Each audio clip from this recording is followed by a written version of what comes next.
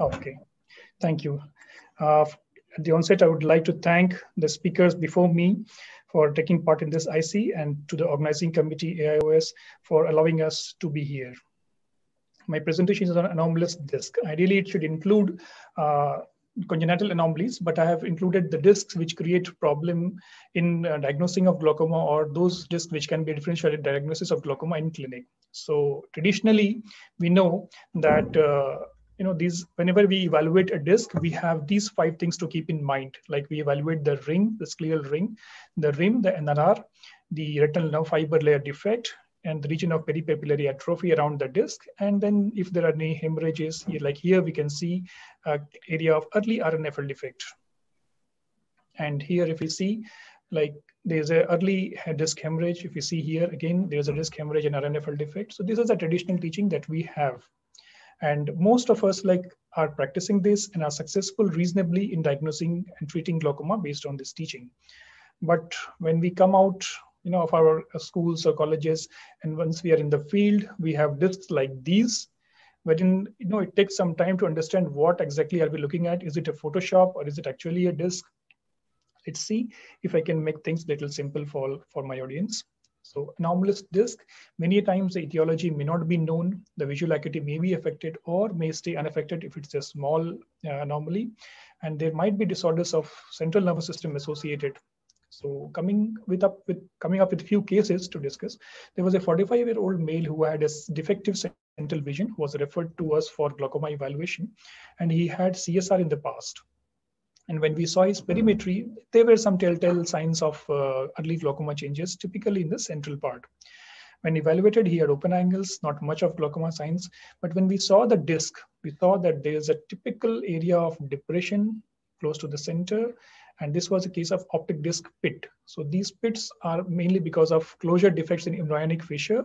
They can be bilateral, mainly they are in temporal and central areas, and sometimes they can be associated with CSR. Here you can see that the FR is dull, so the patient had previous CSR, and they may have macular holes also. So instead of glaucoma, he requires more of retina intervention. Sometimes they can have CSR, so they may require vitrectomy or lasers also. Another patient, he was referred to us for glaucoma evaluation, for 24-year-old female with open angles, normal pressure. Her disc was little suspect, so she was referred to us, and this was her field test on the HPF test. So it's like ambiguous. We do not get any useful information from this, but when we see the disc, we see that there are round areas of elevation at the disc surface. So this is a typical case of optic disc drusen.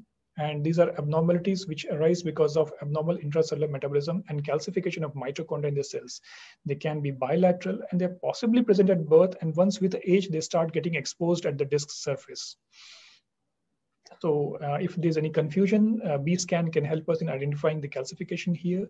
And it can, like the differential diagnosis can be disc edema or pseudodisc edema and a prominent disc. Usually these cases do not require intervention. I mean, we normally follow up these patients. These diseases can be associated with some phakomatosis and neovascularization and hemorrhages. So they basically require follow-up.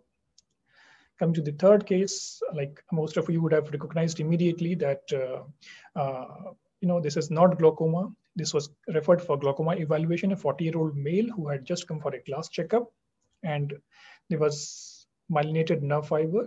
Usually the myelination ends at cribriform plate. Behind this only the nerve is myelinated, but sometimes in some cases it can go beyond the cribriform plate, beyond the disc margin, and in some cases it can survive even after birth. So it can be present in 20% of the cases, males more than females, and there can be systemic associations with neurofibromatosis and some craniofacial abnormalities also. Coming to the fourth case, a 45-year-old female, one-eyed, other eye had total degenesis, and right eye, this particular eye had anterior segment dysgenesis. She had this kind of a disc picture. Her vision was little low, 6/18, and she was referred for glaucoma evaluation.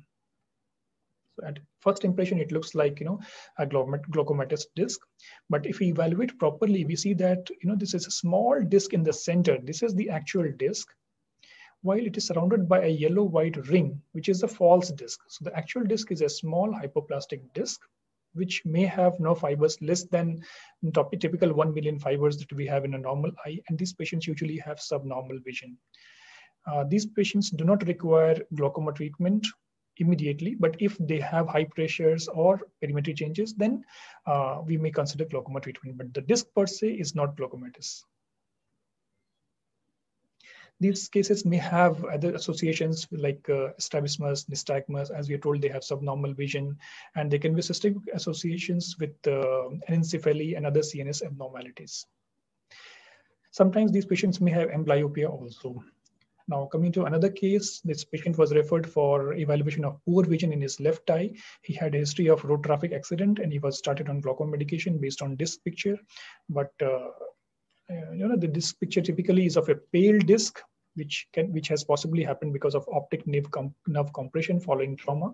And whenever we have pale disc, we should be aware this is more of a neurological changes rather than glaucomatous changes, especially total disc pallor, or if there's inferior or superior disc pallor, we need to rule out glaucoma in these cases. This could be because of NAION, trauma, or other abnormalities. Coming to another case, this was a 42-year-old lady who complained of headache, and she was referred for disc evaluation. If you see the disc here, it's not very clear. It has fuzzy borders, not the typical disc that we have. If you follow the 5R rules, the rim is not very clear. The neuroretinal rim also, and the ring is not very clear. The rim also is difficult to identify.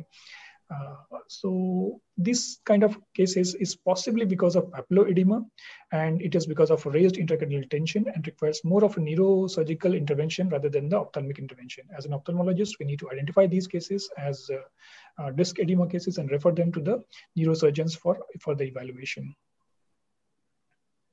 Coming to another interesting case, this was a male 37-year-old patient who complained of diminution of vision for last 3 days. Another significant history with this patient was that he was having high pressure initially. And when he presented to us, he had AC, shallow AC, and there was high IOP also. But if we see this is a typical disc of malignant hypertension. Because of excessive high pressures, we can have disc changes like this with associated hemorrhages. And because of sudden lowering of the blood pressure, he had unusual choroidal detachment, and this choroidal detachment was pushing the lens iris diaphragm forward, causing a secondary angle closure and raise in the IOP. Once he was treated well for BP control, the thing subsided by itself. So not glaucoma, even though the IOP is high, not every high IOP is glaucoma, and we need to be cautious while diagnosing glaucoma. Now, coming to this interesting case, this was a routine examination of the fundus of a patient who had come for cataract surgery. The patient had no evaluation in the past. And when we saw, we thought that the patient is having 2 discs. But when we saw in detail, the upper one was the actual disc, and it had the vessels coming out from there. And the lower one was, in fact, an iris, the retinochoroidal coloboma. But because of this vessel pattern, it was giving appearance of a double disc. So this also happens because of abnormal embryonic closure. Sometimes it can be bilateral, and visual acuity is usually affected in these cases. It can have association with retinal coloboma syndrome and CHARGE syndrome. And if it is unilateral, that particular eye can have amblyopia and requires amblyopia management. Surgically, we need not do much in these cases. But to remember that these cases are not typical glaucoma, even though because of coloboma, the lower part of the disc is showing changes which resembles glaucoma, but differently with IOP under normal limits. It's not a case of glaucoma. Now, for confirmation, if the visibility is poor, we can do a B scan and see the deficient sclera in the lower part. Other rare disorders, in morning glory disc, we can see that there is a central tuft of glial tissue, and the vessels, in an unusual fashion, arise from one particular margin, and there is a collection of annular pigments around the disc. So this, because of this tuft, it gives the appearance of a large cup, which is sometimes falsely diagnosed as glaucoma. This is not a case of glaucoma. Typically in morning glory syndrome, we have this vascular pattern, a large disc with surrounded peripapillary atrophy with pigmentation. In very high myopes, in degenerative myopias, we have deep excavation. Okay. And this is on the last slide. In tilted disc also, we have like the disc tilted congenitally, which gives a false appearance of glaucoma. I would like to thank my institute and my colleagues for helping me with this presentation.